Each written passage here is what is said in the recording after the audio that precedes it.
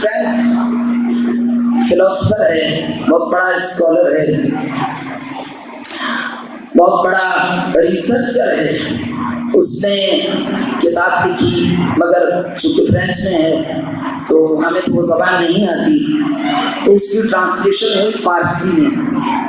اس نے انالیسس کیا اور کیا بہترین، ہمیں بہت پڑھا لکھا، پتہ نہیں کتنے پی ایچ ڈی کیے ہوئے، فرانس کی کسی بڑی یونیورسٹی کا بڑا پروفیسر ہینری کاربن، جس نے تبصرہ کیا آج سے میرا خیال ہے ارلی 70s کی بات ہوگی. اس نے اپنی کتاب میں تحریر کیا اور اس کی کتاب کی چونکہ فارسی پرشین ٹرانسلیشن مجھ تک پہنچی تو اس لیے میں نے اس کی گفتگو کو فارسی میں پڑھا. تو میں فارسی میں آپ کی نظر کروں گی. تو وہ کہتا ہے کہ ہمیں ادیان بامرگ پیامبران خود، یہودیت بامرگ موسی، مسیحیت بامرگ عیسی و سنی ها بامرگ محمد مردن. فقط شیعیان از مرگ امتناع دارند، آنها نامزد مرگ نیستند، چون آنها حسین را در ابتدای راه و مهدی را در انتهای راه قرار دادند. حسین آنها را از عمق تاریخ، حسین آنها را حل می‌دهد و از آینده مهدی آنها را دعوت می‌کند تا بیایند. چنین جامعه هیچ وقت نخواهد مرد و نمی‌تواند هم بمیرد، چون رهبری آنان در حال حاضر است، رهبری آنان در حال حاضر است و آرمان‌های آنها حاضر و در حال تجدید شدن است. وہ کہتا ہے ہمیں ادیان با مرگ پیامبران خود، یہودیت با موسی، مسیحیت با عیسی و سنی ها با مرگ محمد مردن. وہ کہتا ہے جتنا میں نے ادیان آسمانی کا جائزہ لیا، سارے آسمانی دین جیسے جیسے ان کا نبی کائنات سے دنیا انسانیت سے رخصت ہوا، دین بھی دم توڑ گیا. یہودیت موسیٰ کے ساتھ ختم ہو گئی، مسیحیت عیسیٰ کے ساتھ ختم ہو گئی، بسونیہا و محمد.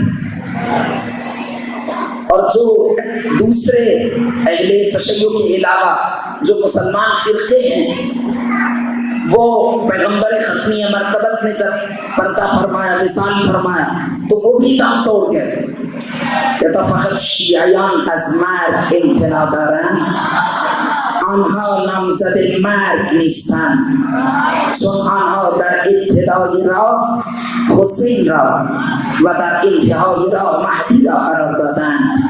کہتا ہے صرف ایک قوم ایسی ہے جو زندہ ہے، آنها از مرگ امتناع دارند و نامزد مرگ نیستند، موت ان کی گرد قدم کو چھو نہیں سکتی. آنها شیعیان ہیں، وہ امت محمد کے شیعہ ہیں جو آج بھی زندہ ہیں.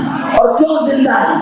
کہتا ہے چون آنها در ابتدای راه حسین را و در انتهای راه مهدی را قرار دادن.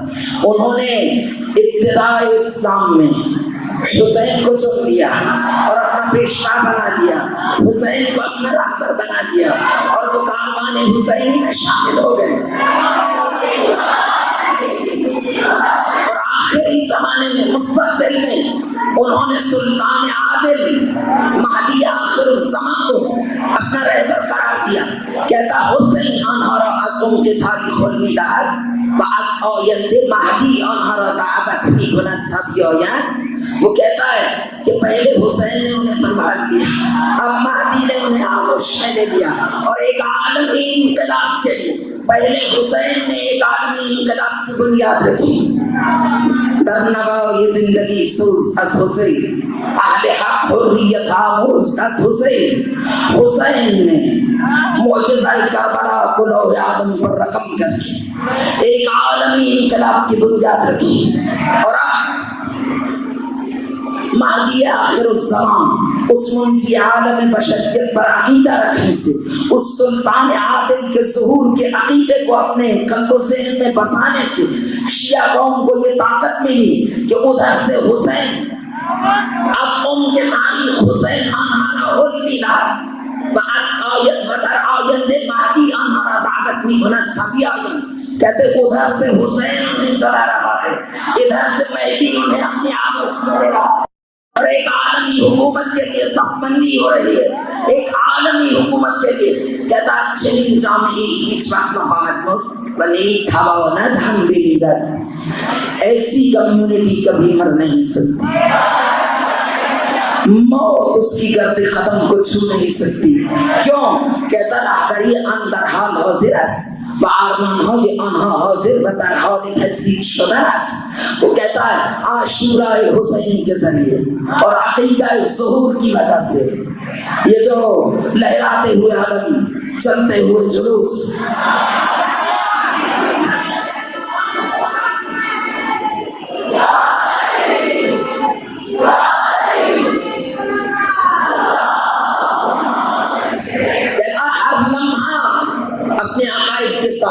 تجدید عہد کرتی ہے یہ قوم، اور جو قوم ایسی ہو جس وقت مخواہد مرد وہ کبھی نہیں مر سکتی. بنیمی تھاواند ہم بمیرد، موت کی کیا جرأت ہے کہ اس قوم کو مٹا سکے جس کے عقائد اتنے بہترین ہیں، جن کے پیشوا، جیسا کہ میں ہمیشہ معصوم کی سپلیکیشن کی کچھ کلمات آپ کی نظر کیا کرتی ہوں کہ الہی سبحانک ما ازیق الطرق، پروردگار تو کتنا بے نیاز ہے، کتنا اعلیٰ و اجلا و ارفع، کتنے تنگ ہیں راستے ان کے لیے جن کا کوئی رہبر ہی نہ ہو، اور کتنی کشادہ شاہراہیں ہیں ان کے لیے جن کے 14 رہبر ہوں، جن کے 12 امام ہوں. تو خالق کائنات کا یہ خاص فیضان کرم ہے کہ اس نے ہمیں اس عقیدے سے نوازا ہے. اور مومن کا جو مقام، اہل بیت کا تو جو مقام ہے وہ کون بیان کر سکتا ہے؟ اہل بیت کے مقام کو کون بیان کر سکتا ہے؟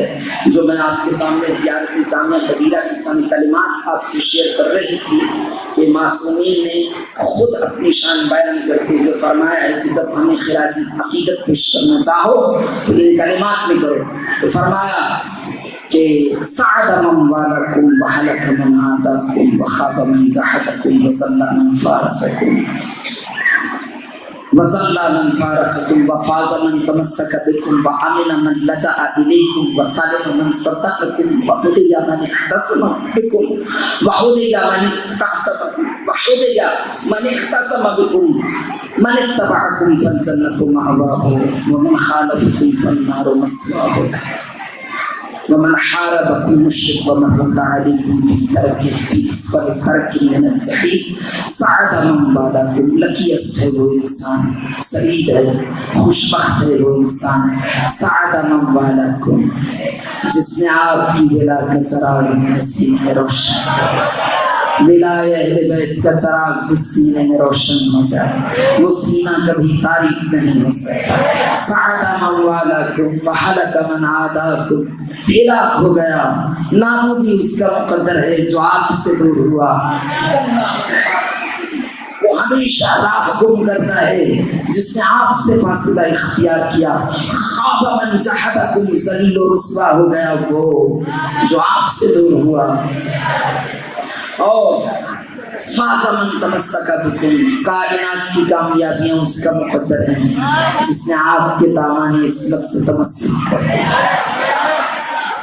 امن من لجأ الیکم، جو آپ کی پناہ گاہ امن و عافیت کی جانب متوجہ ہو گیا اس کے لیے امان نامہ جاری ہو گیا.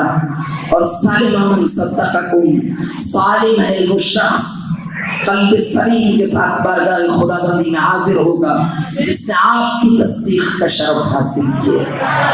سالم من صدقکم وہدی من احتسم بکم، اور ہدایت پا گیا وہ جس نے آپ کی رسمان ہدایت کو تھام لیا. من اتبعکم فالجنۃ مأواہ، جس نے آپ کی اتباع کی، جو آپ کے نقش قدم پر چلا، جنت اس کا ٹھکانہ ہے. ومن خالفکم فالنار مثواہ، اور جس نے آپ کی مخالفت کی ومن جحدکم کافر، جو آپ کا انکار کرے وہ کافر ہے، من حاربکم مشرک، جو آپ سے جنگ کرے وہ مشرک ہے، ومن رد علیکم فی اسفل الدرک من الجحیم، اے اہل بیت اطہار، جہنم کے پسترین مقامات میں اس کو بھجوا دیا جائے گا، جس نے آپ کی محبت کو، آپ کی دل کو مسترد کر دیا۔